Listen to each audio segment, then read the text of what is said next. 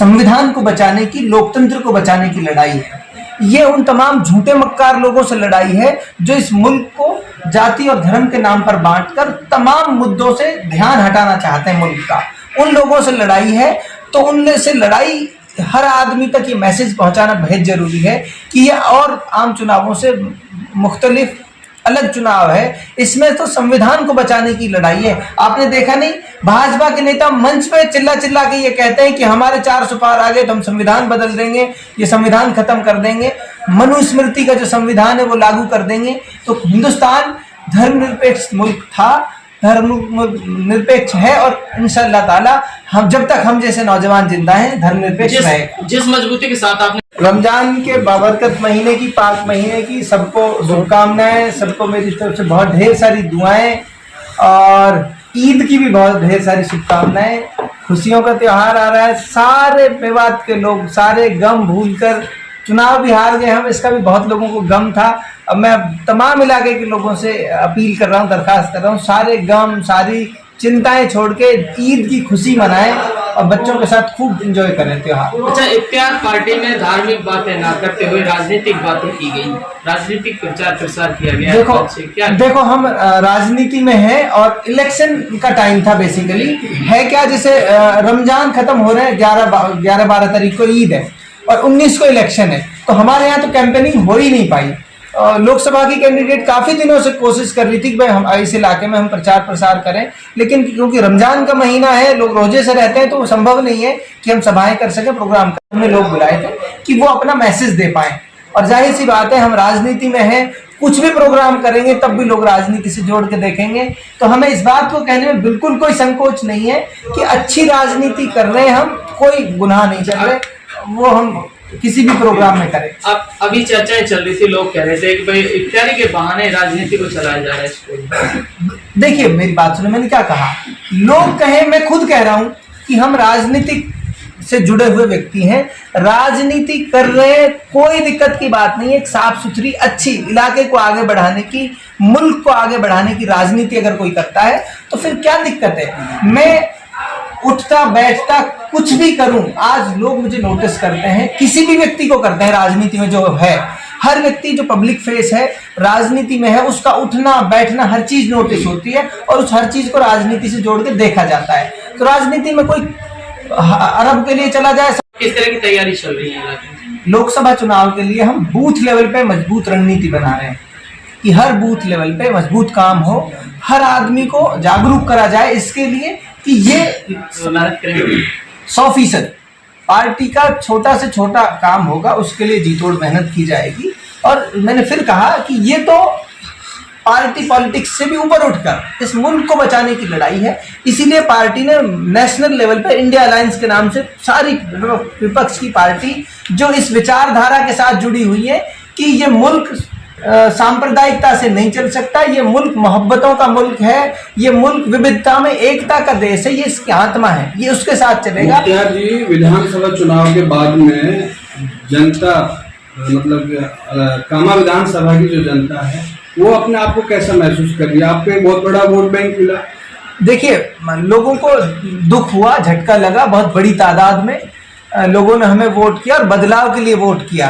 तो मैंने जैसे पहले कहा, जो दुख हुआ था वो सबसे मैं अपील कर रहा हूं, लोगों को बाहर निकलना है, आने वाले समय के लिए तैयारी करनी है और बीजेपी जैसे संघर्ष करेंगे उसके साथ साथ मैं अपने इलाके के लोगों से कह रहा हूं कि इस डर से घबराने की जरूरत नहीं है, क्योंकि ये डर पता है किस लिए है, ये डर इसलिए बनाने की कोशिश कर रहे हैं ताकि आम आदमी की जेब से पैसा निकाला जा सके।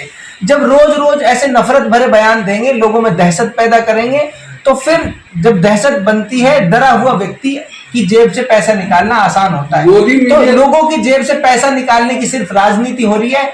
माइनिंग के नाम पे लूट आज तक बंद नहीं हुई, सरपंचों से लूट आज तक बंद नहीं हुई, थाने तहसीलों में वही दलाली आज भी चल रही है जो पहले चल रही है। उसके लिए कांग्रेस जिम्मेदार है?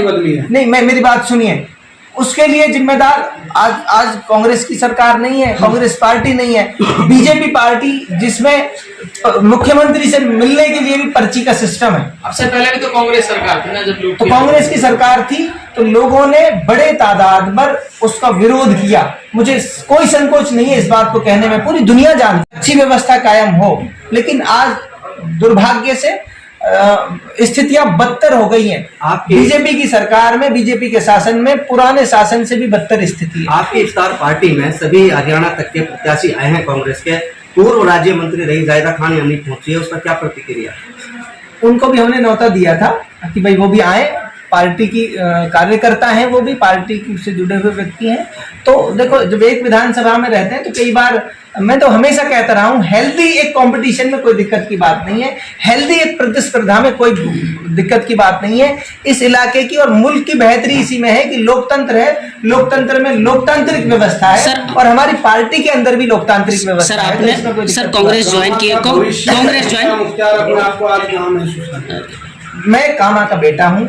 राजनीतिक रूप से जितनी ताकत मुझे मेरे इलाके के लोगों ने दी है, मैं पूरी जिंदगी चुनाव नहीं जीतूं और पूरी जिंदगी इन आदमियों की सेवा, मेरे इलाके के लोगों ने इतने प्यार के लिए मैं पूरी जिंदगी इनकी सेवा करूं तो उसका कर्ज नहीं चुका सकता। मुख्तियार कुछ नहीं था, इन्होंने सब कुछ बनाया। सर आपने कांग्रेस ज्वाइन की है, अगली मर्तबा यदि आपको टिकट नहीं दिया जाता है और टिकट फिर से जायदा का पक्ष में जाता है तो फिर भी आप जायदा के साथ देंगे या अलग से जनता के लिए चुनाव लड़ेंगे? देखिए, फिलहाल पार्टी और इन सब चीजों से ऊपर उठ के इस मुल्क को बचाने की जरूरत है, इस मुल्क को बचाने की जरूरत थी, इसलिए उस विचारधारा के खिलाफ एकजुट होकर लड़ने की जरूरत थी। इसलिए हमने उन तमाम बातों को, ना कोई शर्त थी ना कोई कंडीशन लगाई पार्टी के सामने। इस विचारधारा के खिलाफ है हम कि देश को जो बांटने की राजनीति है, उस विचारधारा को खिलाफ लड़ने की आज जरूरत है। इसलिए 5 साल बाद क्या होगा क्या नहीं होगा ये भविष्य की बात है। हम इस विचार के मानने वाले लोग हैं कि कल का नहीं पता क्या होगा, लेकिन आज जो जरूरी है, इस मुल्क को बचाने के लिए आज जरूरी था कि हम उस विचार। इस बार 400 पार का नारा दिया है, कांग्रेस अपने आपको कहाँ देखती है इस बार? मैंने कहा, अगर भाजपा को 400 पार सीटें आ रही हैं तो कांग्रेस से ही गए हुए लोगों को क्यों ले रही है भाजपा? हर आदमी जो ईडी के नाम पे क्यों डरा रही है, क्यों मुख्यमंत्रियों को मुंह बंद कर रही है, क्या जरूरत है फिर? तो डरी हुई सरकार है, डरा हुआ तानाशाह है, जो ईडी, इनकम टैक्स और तमाम गवर्नमेंट के जो एजेंसीज हैं उनको लगाकर इलेक्शन को मैनेज कर रहे हैं। इलेक्शन लड़ नहीं रहे, इलेक्शन मैनेज कर रहे हैं। इलेक्शन लड़ते तो कैंपेनिंग करते, लेकिन दुर्भाग्य से Bharatiya Janata party election manage कर रही है, लोगों को डरा के कि ये आदमी इन्फ्लुएंसर है, ये हमारे खिलाफ जा सकता है, इसको ईडी की रेड डाल दो। सर आपने सड़क से लेकर धरने तक आपने पॉलिटिकली एक बेस बनाया, उसके बाद आपने चुनाव लड़ा और आज आप दूर दूर तक मुद्दों से भाग रहे, क्या वजह रही? मैं किसी भी एक मुद्दे से आज तक नहीं भागा। कोई एक मुद्दा बता दो जिस पे मैंने काम नहीं किया। जिसने इसका भंडाफोड़ होने से पहले, इलेक्शन से पहले जिसने वीडियो बनाकर लोगों को आगाह किया था कि ये फर्जीकारी है, ये लोगों को के पैसे ऐंठने का षड्यंत्र है, अकेला व्यक्ति था जो इसको समझ रहा था, भांप रहा था, और जिसके लिए मैंने लोगों को बोला, पब्लिकली बोला, वीडियो बना के सोशल मीडिया पे डाला। मुझे ट्रोल किया लोगों ने, उसके बदले मुझे मजबूरी में वीडियो डिलीट करनी पड़ी। तो मैं पहले दिन से उस पर काम कर रहा हूँ, आज भी कानूनी पहलू जो हैं उस पर मजबूती से काम करूंगा, लेकिन मेरी हैसियत नहीं है कि मैं 200 करोड़ रुपए किसी की मदद कर दूं। आप बताएं मैं क्या करूं? मैं चाहता हूं लोगों की मदद कर दूं, लेकिन 200 करोड़ 500 करोड़ का घोटाला मुख्तियार कैसे उसको चुकाएं? सर आखिरी सवाल सर ये है, आपने कांग्रेस ज्वाइन की, उसके बाद कोई कॉन्फ्रेंस नहीं की, आपने कांग्रेस का टिकट मांगा, उसके बाद फिर आपने बगावत करके चुनाव लड़ा कांग्रेस के खिलाफ। लोग कह रहे अवसरवाद की राजनीति, फिर से कांग्रेस में आ गए। मैंने क्या कहा आपसे? अब मेरा कौन सा अवसर सिद्ध होता है? इलेक्शन 5 साल बाद होंगे। और मैंने फिर कहा आपसे, मेरी कोई शर्त नहीं थी पार्टी ज्वाइन करने की कि भाई मुझे टिकट देंगे मैं तब पार्टी ज्वाइन करूंगा। मेरी सिर्फ शर्त ये थी, पार्टी चाहती थी मैं आऊं पार्टी में,